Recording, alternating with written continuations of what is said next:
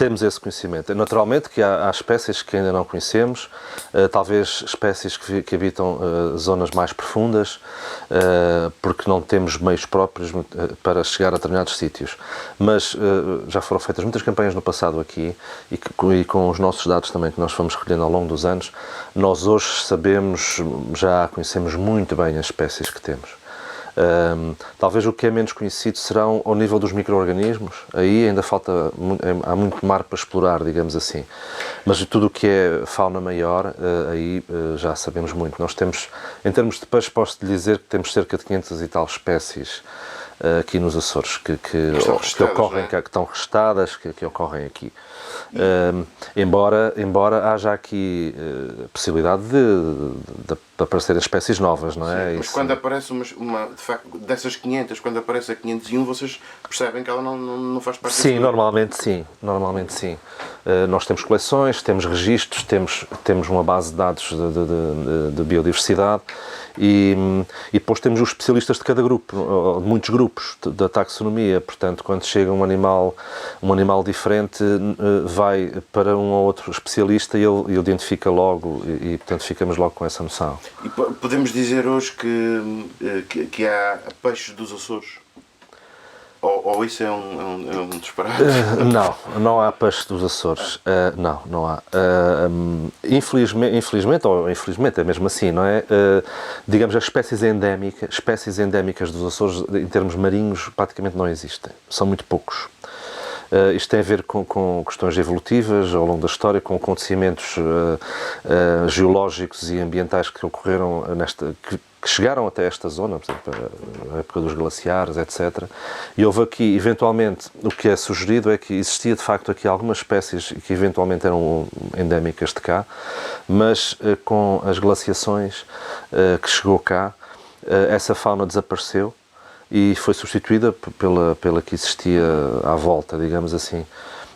Portanto, nós não temos espécies endémicas, não decorreu tempo suficiente depois desses acontecimentos, digamos, dramáticos, etc. Não há uma espécie endémica de peixe? Há uma espécie endémica de peixe, que é o Scorpaena azoricus, que se julga ser endémico. Mas está descrito só por um exemplar, que foi apanhado, julgo eu, até no Banco João de Castro. Mas hoje em dia há dúvidas se isso é de facto uma espécie endémica ou não. Também nunca houve ninguém que se debruçasse sobre isso muito a fundo ainda, com genética, etc. Porque também são animais que não são assim muito fáceis de apanhar e não têm assim grande interesse comercial, portanto também não Portanto foi observado uma vez e capturado? Foi descrito através só de um exemplar. Eu agora não tenho de memória os detalhes todos.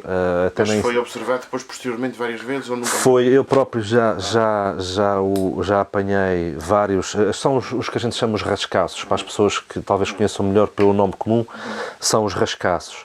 Temos várias espécies de rascaços e uma delas julga-se que é endémica. Mas há dúvidas. E é única. Sim, e ocorre naquela zona, sobretudo? Eventualmente ocorrerá noutros sítios. Ela foi descrita com um exemplar capturado no Banco João de Castro. No seu caso, foi na zona? Eu agora já não me recordo. Sim. Isto foi numa das campanhas que nós fazemos anualmente, e não sei se foi no João de Castro, por acaso, já não me recordo. Mas o exemplar está guardado e na altura eu segui as características que o taxonomista disse, que disse que eram características únicas daquela espécie e batia certo, mas não sei, às vezes há tantas variações morfológicas de animal para animal que às vezes pode não ser... Hoje em dia já temos outras técnicas para melhores, mais evoluídas, as técnicas genéticas, e isso era uma das espécies que se calhar valia a pena verificar se de facto ela é diferente geneticamente das outras ou não. Sim. Portanto, todas as espécies que ocorrem nos Açores ocorrem em outros lugares do planeta? Sim. Nós temos, em termos de biogeografia, o que podemos dizer é o seguinte: as nossas, eu sou mais especialista em peixe, portanto eu vou falar mas isto passa-se com outros grupos marinhos, com outros animais marinhos. Nós temos uma grande semelhança ou similaridade biogeográfica. Quando eu falo biogeográfica, as mesmas espécies, com o Mediterrâneo e com as ilhas da Macaronésia, à exceção de Cabo Verde, com Madeira e Canárias. Com Canárias menos, com Madeira mais semelhança. Portanto, a nossa fauna digamos, é muito mediterrânica. Agora, se foi daqui que foi para o Mediterrâneo, do Mediterrâneo foi para cá, isso aí não se sabe bem. Mas é essa a nossa maior afinidade biogeográfica, ou seja, as nossas espécies ocorrem mais no Mediterrâneo. Sim, mas já e no sul de Portugal. Sim, mas há espécies que passam por aqui. Sim. No seu percurso migratório, há outras que nascem. Há outras que são residentes. Sim, exatamente. Morrem, exatamente. Nós temos aqui, de facto, os Açores é uma zona um pouco particular que fica no meio do Atlântico. Portanto, os animais, quando estão em movimento, em migração, isto é uma zona apetecível para eles fazerem um repouso, digamos assim. Porque há muito alimento. Porque nós temos, de facto, aqui zonas baixas, onde há maior produtividade, os bancos submarinos, a encosta das ilhas, etc. Portanto, eles encontram aqui uma boa bomba de gasolina, digamos assim, fazem aqui uma paragem de alimentação, muitas vezes, e depois seguem a sua rota migratória.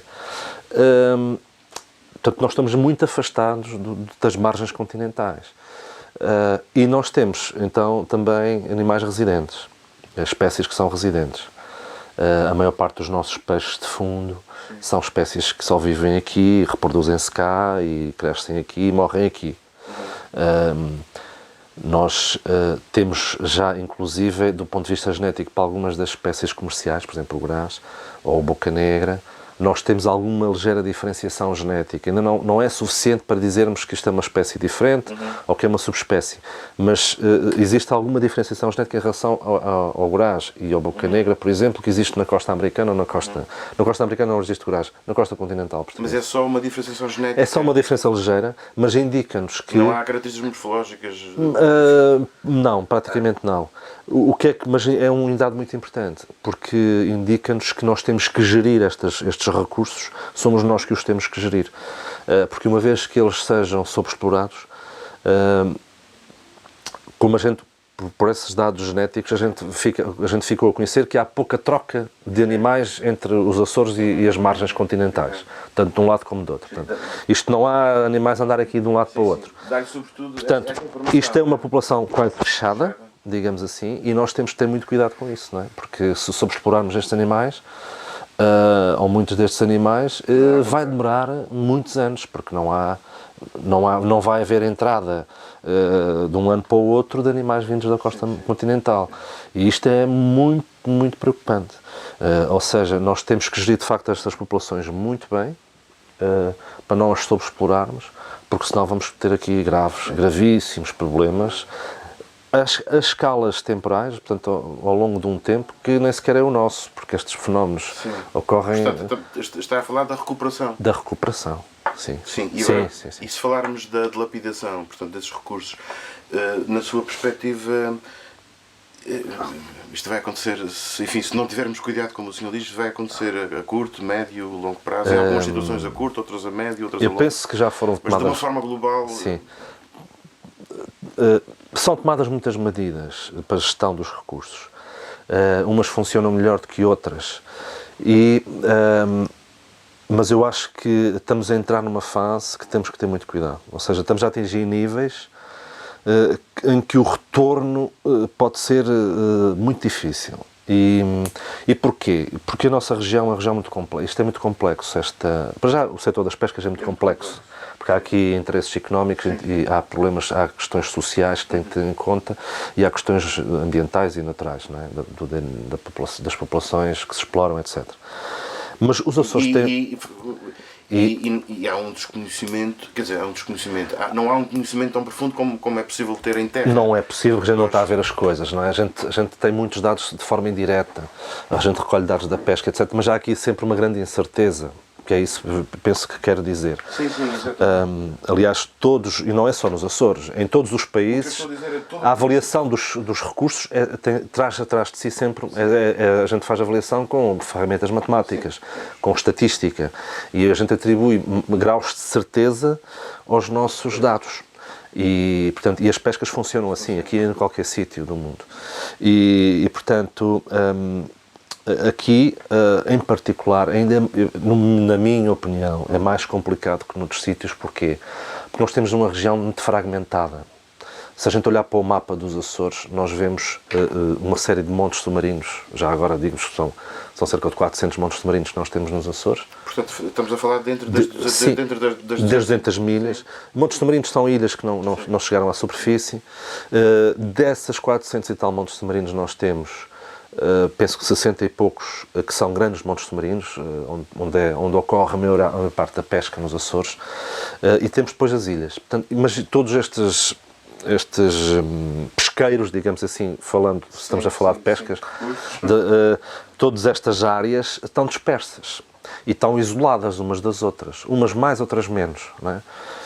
Ora, as populações de peixes também estão assim, fragmentadas. Da mesma forma que estão em relação aos outros lugares do planeta. Exatamente. Também dentro da região, sei lá, o Gurás de São Miguel, provavelmente não há grandes trocas de Gurás entre São Miguel e Terceira. Sim, ou da Terceira que foi ela. Exatamente. Não há, porque, até porque nós temos evidências disso, porque nós temos muitos peixes marcados, temos milhares de peixes marcados ao longo dos anos, cerca de 20 mil peixes marcados na região até agora.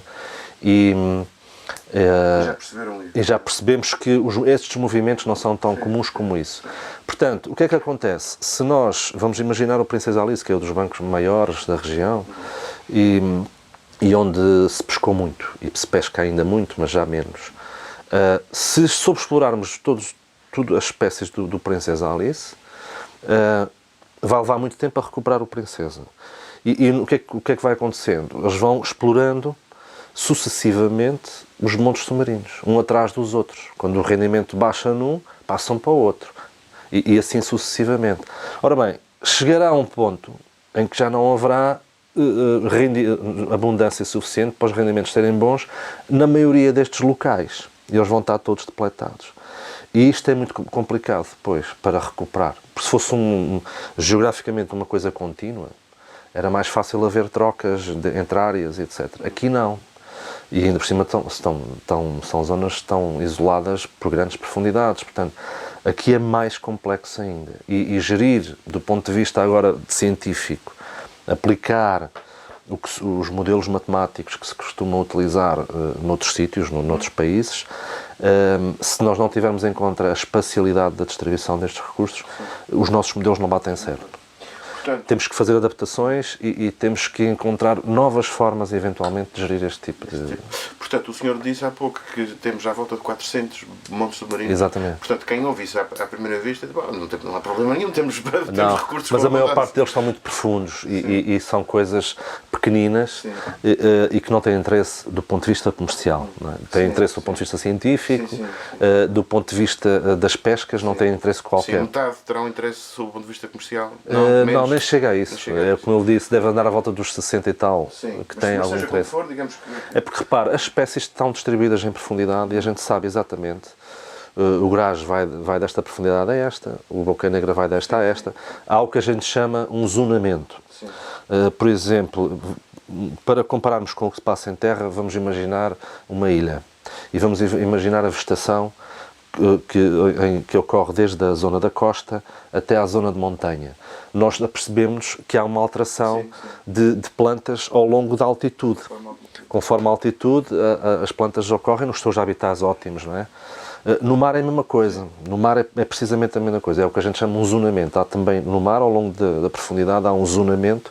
Portanto, nós sabemos exatamente onde é que os habitats ótimos das espécies. Se não tivermos um monte submarino abaixo dos 800 metros, eu sei perfeitamente quais são as espécies que lá vão ocorrer com algum interesse económico. Vai ser a melga, vai ser um ou outro alfonsinho, que consegue viver essas profundidades e vive.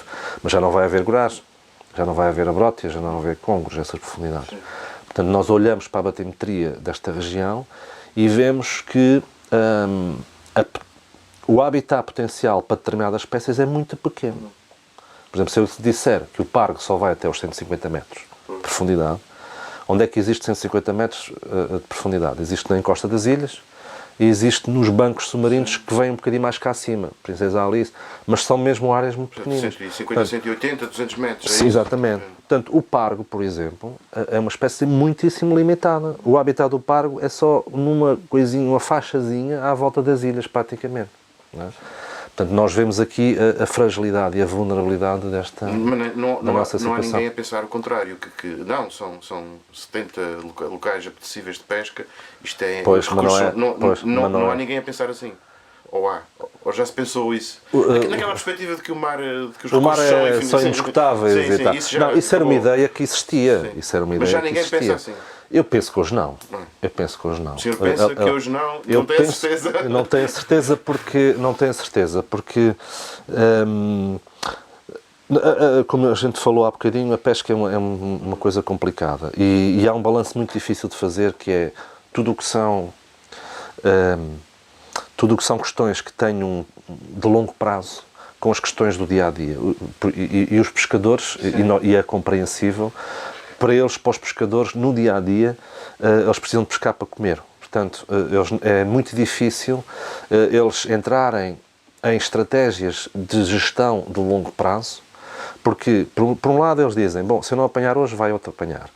Depois, eles têm que apanhar para comer naquele dia. E depois é muito difícil, por várias razões. Eles não entram, é muito difícil que eles entrem em estratégia de longo prazo. Por isso é que eu digo que... Estamos numa região complexa para gerir em termos de... Muito difícil, muito difícil. Além disso, além deste problema todo, ainda há uma questão aqui que é uma matriz de envolvimento disto tudo, que é o ambiente marinho dos Açores. O ambiente marinho dos Açores, ele próprio, é um ambiente pobre em termos de produtividade. Nós não estamos numa plataforma continental do Mar do Norte, onde a produtividade é enorme, onde as populações de peixe são muitíssimo grandes.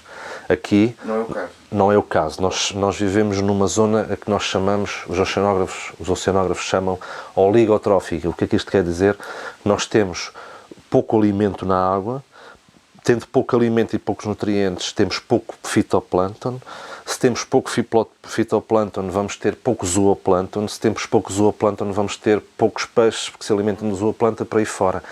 Portanto, as nossas populações naturalmente são pequenas. Somos uma zona pobre do ponto de vista da produtividade, do tamanho das populações. Somos uma zona rica do ponto de vista da diversidade.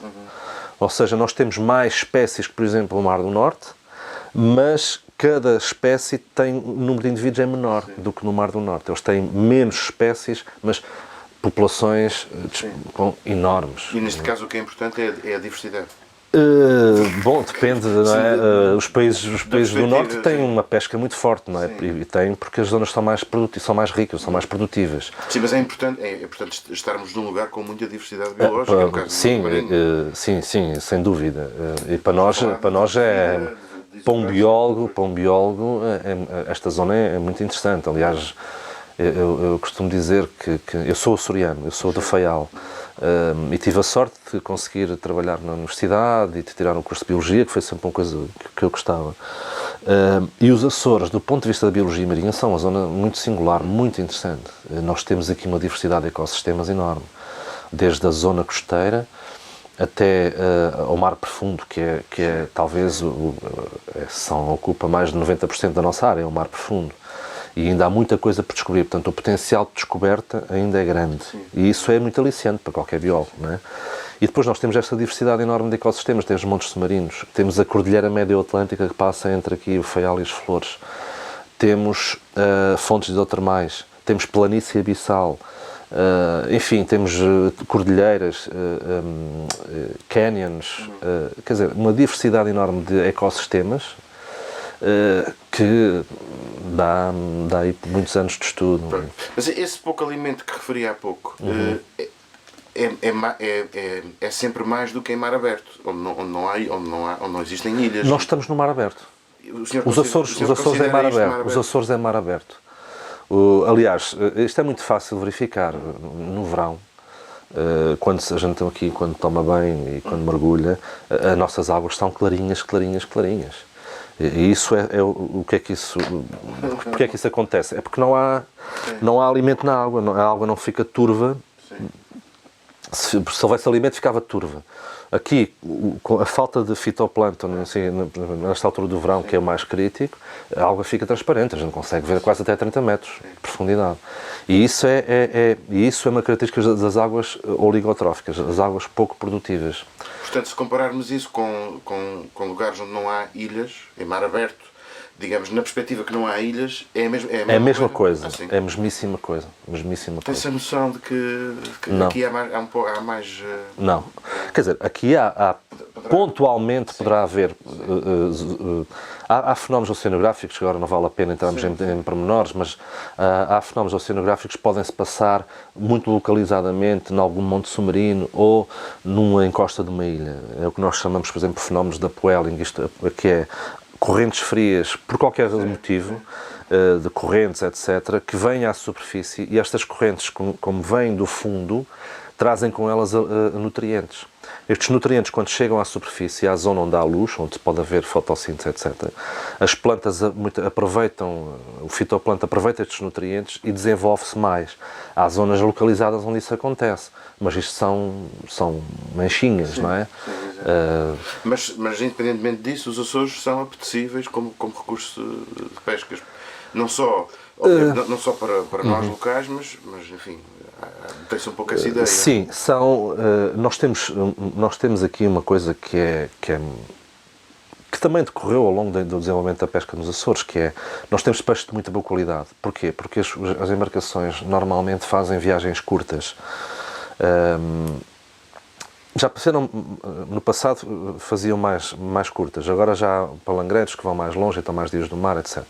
Mas a nossa maior exportação, principalmente os peixes demersais, que são os peixes de fundo, que a gente chama de peixe de fundo, que é o gurás, os chernes, etc., são vendidos em fresco e são exportados em fresco. E, de facto, isso é uma coisa que já não é muito comum noutros mercados europeus, por exemplo, não é?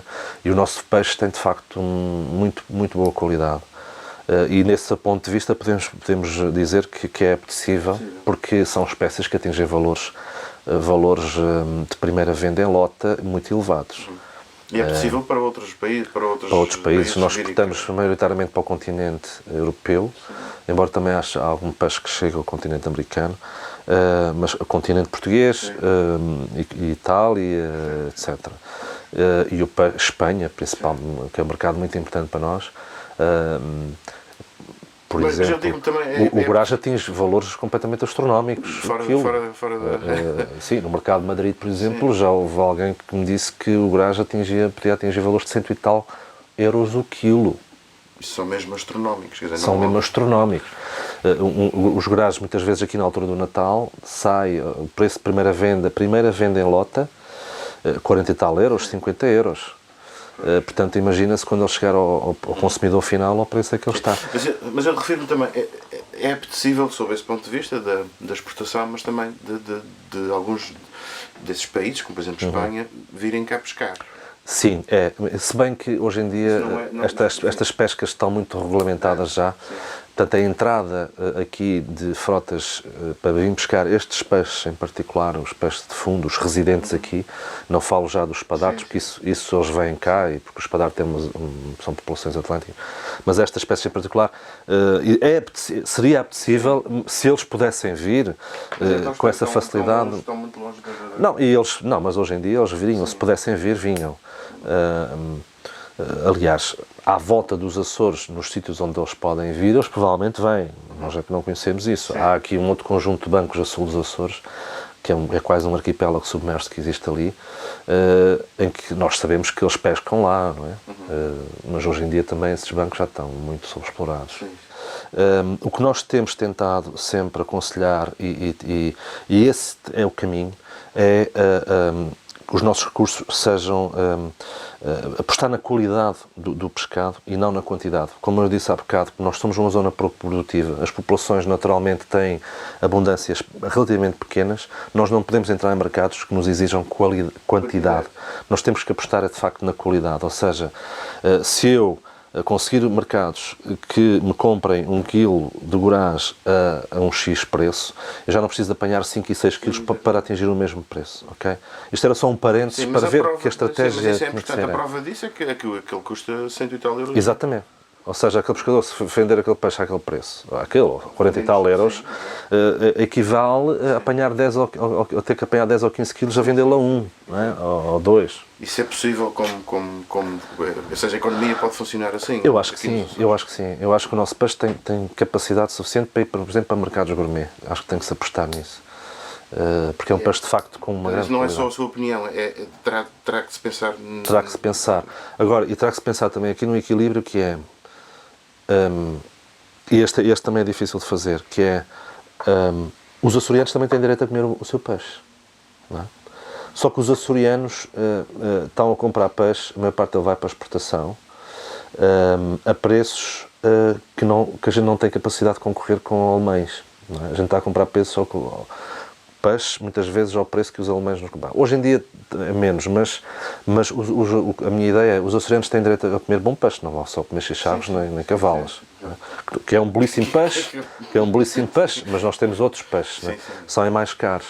E portanto, o Congo, por exemplo. exatamente. E sendo estes recursos um recurso público, tem que haver também aqui uma estratégia de algum deste peixe, embora a gente fale em mercados gourmet, algum deste peixe teria que ficar cá. E isso também ajudaria o turismo, porque eu tenho um desgosto enorme, na maior parte dos Açores, quando se vai a um restaurante açoriano, não se vê bom peixe, bem feito e bem cozinhado e bem confeccionado e de qualidade nos nossos restaurantes. Não é fácil. E o que é que me dizem no restaurante? Eu não posso ter cherno porque os consumidores locais não têm capacidade de vir ao meu restaurante comer um cherno porque eu vou ter que vender o cherno a um X preço. E as pessoas locais não têm capacidade. E isto desgosta-me, não é?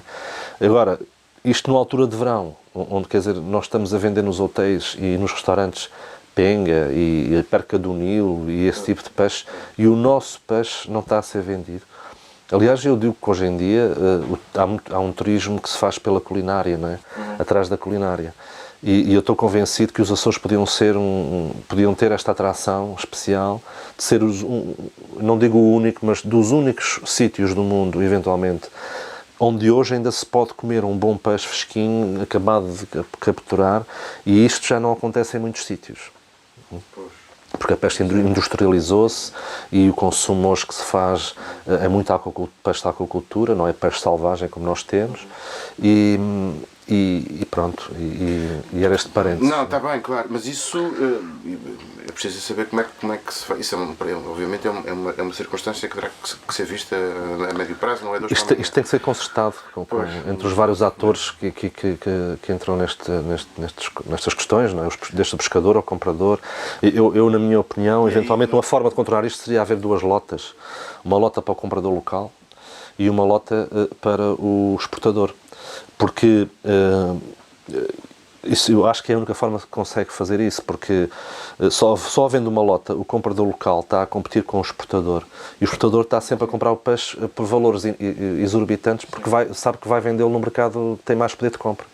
E o nosso comprador local não consegue atingir esses valores.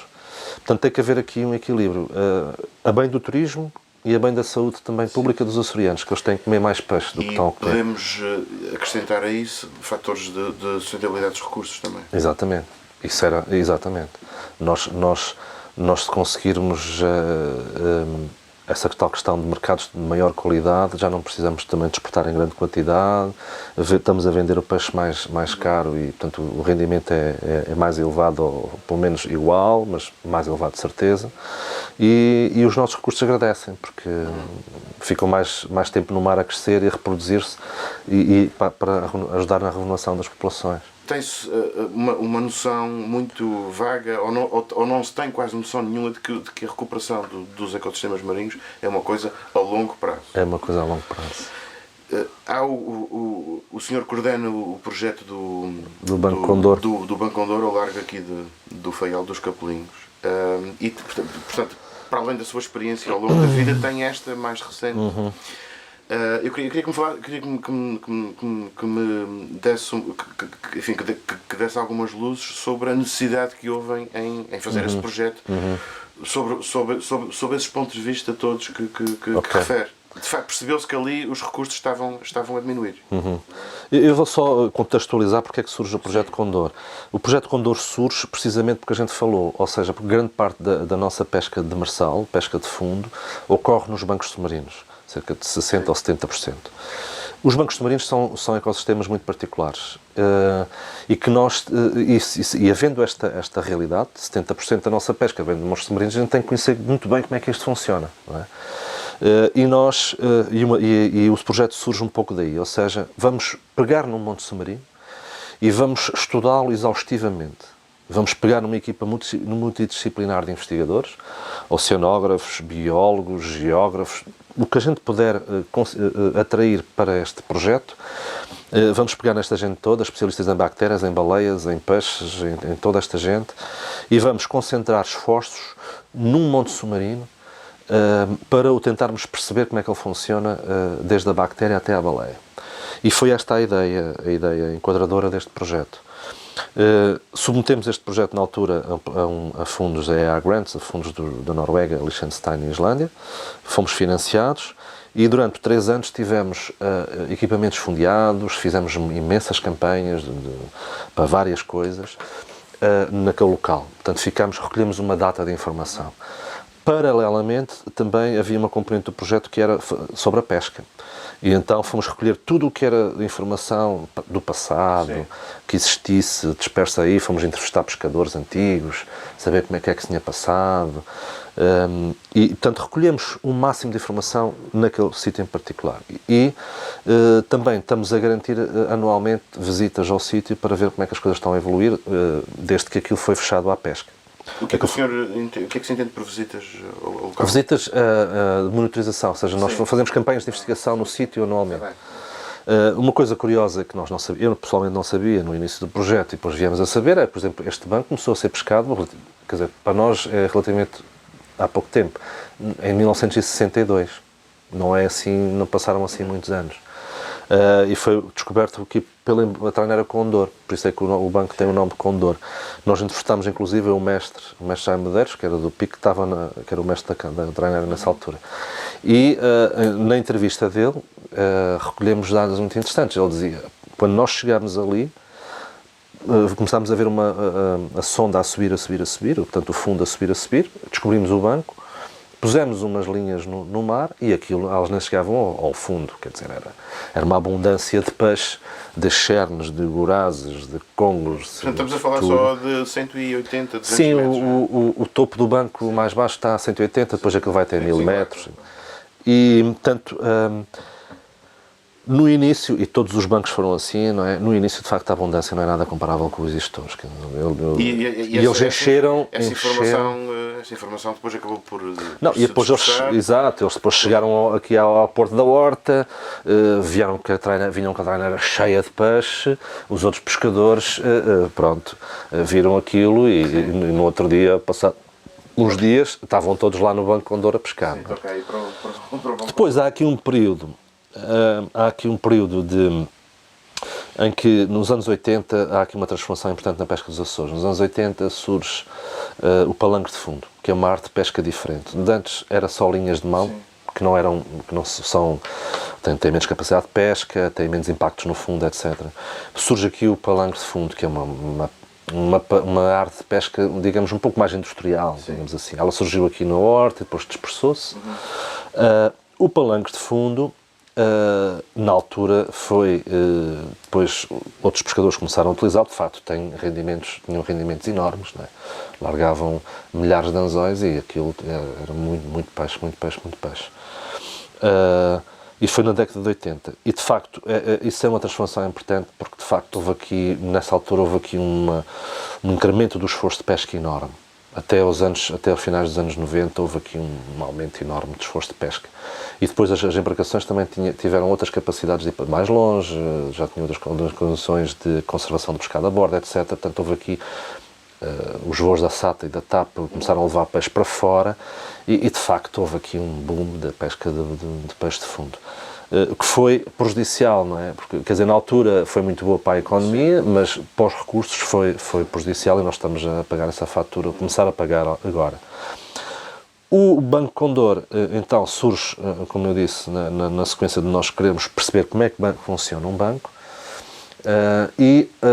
Porque o Banco Condor? Porque era uma zona próxima aqui do Faial, onde nós temos as nossas instalações, nós temos o navio de investigação Arquipélago, que também está aqui sediado na Horta, portanto facilmente ia lá com regularidade, embora mesmo assim, sendo um navio relativamente pequeno, no inverno nós já não consegue ir lá muitas vezes. Portanto, havia esta facilidade de estudar este banco, a gente sabia o historial. Era um banco que cobria uma data de profundidades, também ele vem de 180 até 1000 metros, ou mais do que isso. Portanto, nós também temos capacidade de estudar várias comunidades ao longo da profundidade.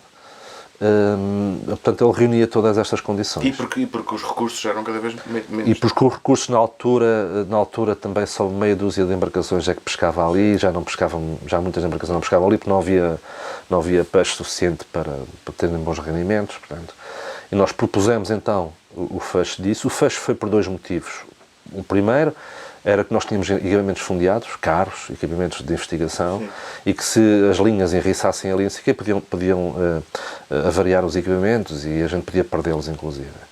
A outra razão da proximidade do fecho foi que nós, para estudar fenómenos naturais, nós não podemos ter intervenção humana, porque senão os nossos dados podem ficar enviesados, a gente julga que está a analisar dados que provêm de coisas naturais, de fenómenos naturais.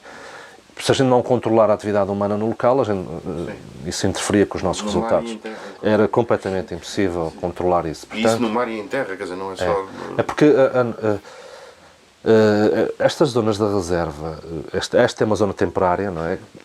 Especificamente dedicada à investigação científica. Foi o motivo que nós propusemos aos pescadores e à administração regional. O motivo primeiro foi a investigação científica. É claro que dentro da investigação estava também algumas questões relacionadas com a pesca, mas nem era a pesca mais importante no início. Era mesmo investigação científica, conhecer como é que isto funciona. Portanto, a intervenção humana aqui não ia resultar. Portanto, e nós tivemos que, de facto, propor o fecho. Isto foi fechado, o banco foi fechado à pesca em 2010 e tem estado fechado até agora e os resultados são muito interessantes. Ou seja, nós estamos todos a aprender com esta experiência. E isto vai ser muito importante, não só para percebermos como é que as espécies agora vão recuperar, quais são as espécies que recuperam primeiro, e começar a perceber como é que elas chegam ali, como é que não chegam. Depois, a gente já sabe que há espécies que vão demorar anos.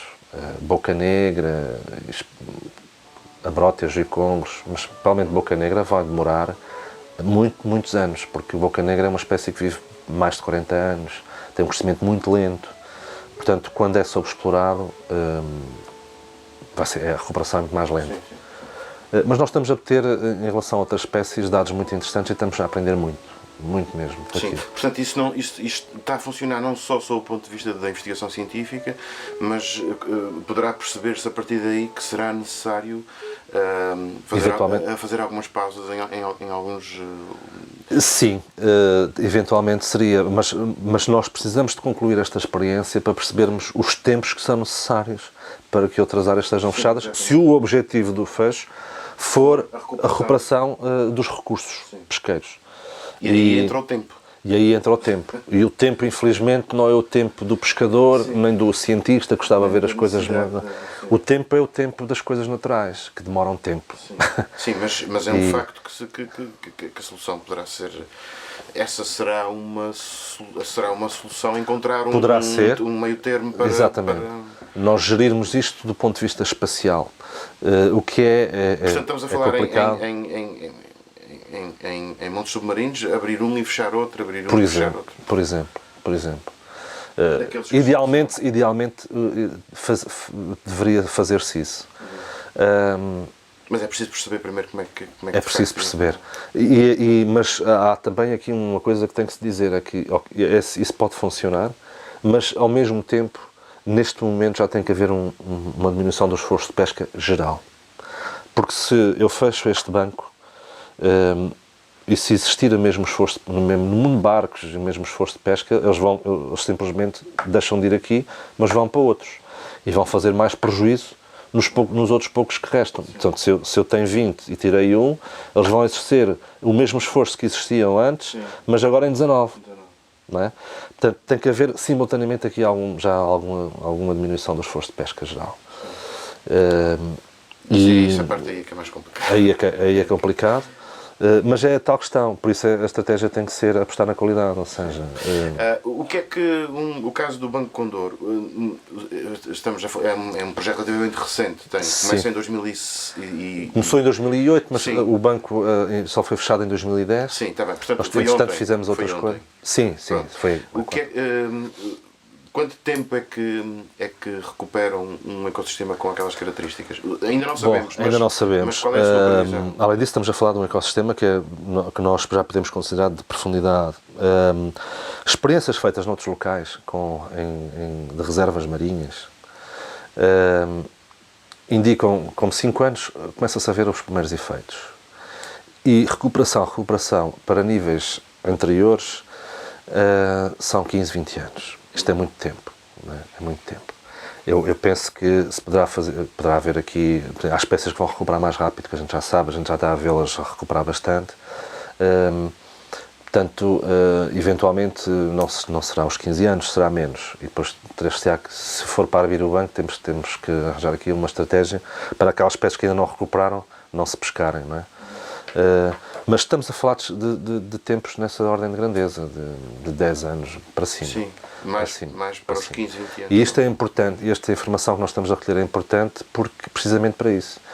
Porque é preciso que as pessoas tenham consciência, os pescadores principalmente, a classe pescatória, que isto é importante para eles, para a continuidade e sustentabilidade dos recursos a longo prazo, que caso os níveis de exploração sejam exagerados num banco submarino e os bancos sejam mesmo sobreexplorados, isto demora muito tempo a recuperar.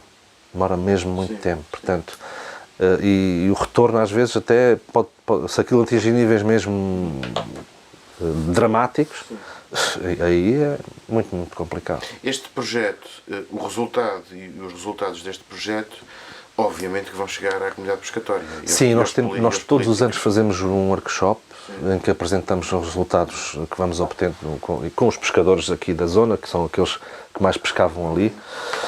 Nós vamos, e também temos feito palestras noutras ilhas, que nos têm pedido, já fizemos algumas. E se calhar devíamos fazer mais. É uma autocrítica que nós fazemos a nós próprios, mas muitas vezes não temos capacidade, é preciso dinheiro para viajar, para viagens, etc. Mas eventualmente havia aqui alguma necessidade de ir a outras ilhas, explicar esta experiência, de mostrar os resultados dela, eventualmente para que outras ilhas eventualmente possam fazer o mesmo com zonas próximas que tenham ali, porque isto no fundo é para bem dos Açores e da pesca e dos pescadores, não é? É preciso nós termos memória. A pesca também tem outra coisa que a gente não falou, além da complexidade, que é a memória é uma coisa curta. Não é só em relação à pesca. Não é só, nós também, nós próprios. Mas, por exemplo, hoje em dia, quem é que tem memória dos primeiros tempos, quando se introduziu o palanque de fundo nos Açores, os rendimentos que os pescadores obtinham nessa altura, nos anos 80? Muito poucos hoje em dia já têm essa memória. Portanto, o termo de comparação de um pescador de hoje em dia, que não tem essa experiência dos anos 80, para ele, a abundância mais ou menos natural é quando ele entrou à pesca, há uns 4 ou 5 anos. Mas quando ele entrou há 4 ou 5 anos, os recursos já estavam com muito menos abundância. Ele se imaginar a abundância que existia nos anos 80, não tem nada a ver com os mais recentes. Portanto, esta noção, como os pescadores mais novos também não a têm, não a valorizam. Não é? Não a valorizam e acham que está tudo mais ou menos normal, porque eles já entraram numa altura em que as coisas já estavam por baixo. Só para terminar, havendo possibilidade de fazer isso, ou seja, de investigar, sobretudo fechar algumas zonas de pesca para que elas recuperem e para que o ecossistema recupere em função das necessidades de pesca, A comunidade científica tem capacidade depois para acompanhar esse processo e dar as informações necessárias? Tínhamos que fazer aqui algumas alterações à nossa investigação. Porque será necessário isso? Será necessário. Portanto, não se fecha e não se abrem daqui a 20 anos. Exatamente. Tem que haver um acompanhamento. Sim, tem que haver aqui. Têm capacidade para Tínhamos que ter. A situação complica-se um pouco, não é? Porque nós estamos a falar de zonas, muitas delas são zonas, alguns bancos estão muito longe, não é?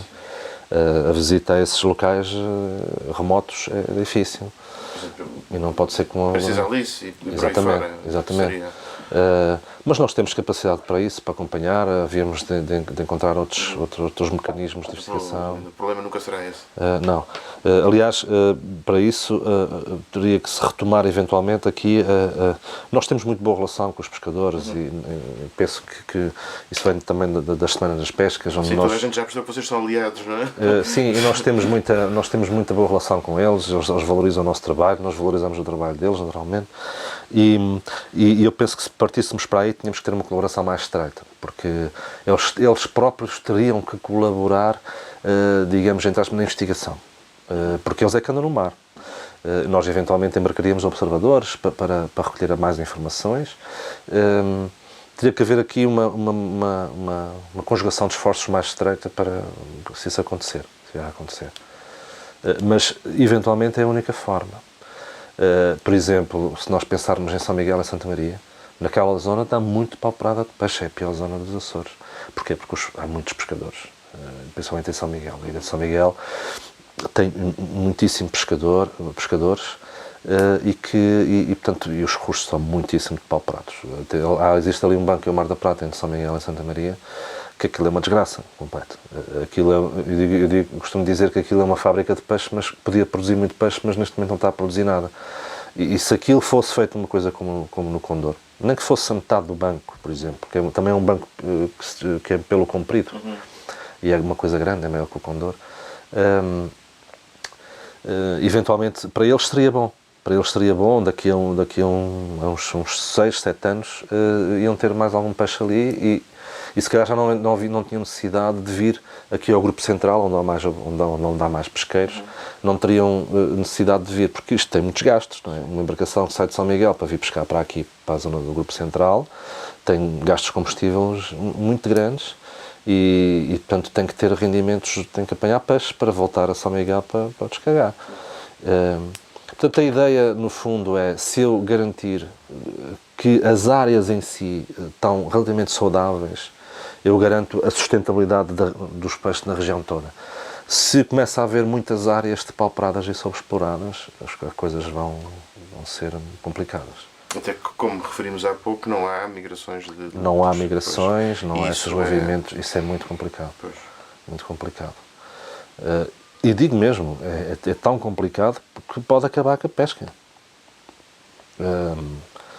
E isso seria um desastre, não é? Isso seria um desastre muito grande, porque há aqui investimentos que foram feitos, alguns deles, a meu ver, errados. Apostou-se demasiado em embarcações novas que já não deviam ter entrado na pesca. E isso, os pescadores estão a ter custos com elas, não é? Não sei se pagam aos bancos, etc. E toda essa economia pode ser posta em causa. Pode ser posta em causa. Nos próximos 15 anos, 10 a 20 anos. Exatamente. É isso? O tempo é esse? Sim. Ou menos do que isso. Ou menos do que isso. Se não se for atacando aqui e acolá, menos do que isso. Eu queria chamar a atenção de outra coisa. Fala-se hoje muito em reservas marinhas. E há aí grandes polémicas e há ilhas que tomaram a iniciativa de as fazer com outros objetivos mais de turismo e de conservação da diversidade, etc. E eu acho muito bem, porque se nós formos olhar para os Açores, nós não temos hoje em dia, nós para compreendermos os fenómenos naturais, nós precisamos de não ter intervenção humana, e precisamos de conhecer as coisas tal como elas já eram ou são. E nós temos de ter reservas, ou seja, para uma empresa de marítimo motorista poder ir a um sítio e mostrar peixe e exuberância de vida, porque nos Açores existem muito poucos sítios hoje em dia que sejam virgens, que não estejam intocados. Todos os sítios estão explorados ou já foram intervencionados por nós, quer dizer, portanto, nós necessitamos, para compreendermos melhor os processos naturais, de ter áreas de reserva. Isto é fundamental. E essas áreas de reserva no futuro podem, mesmo à volta das ilhas, podem contribuir para a pesca no futuro. Não é? Isso não é só uma necessidade dos Açores, está a acontecer em todo o lado. Não é? Basta a gente olhar para uma ilha é um território muito limitado. Em toda a biosfera. Se a gente apanhar as árvores todas numa ilha, quanto tempo é que as árvores vão retomar? Não é? No mar é a mesma coisa, isto aqui não é novidade nenhuma. Não é?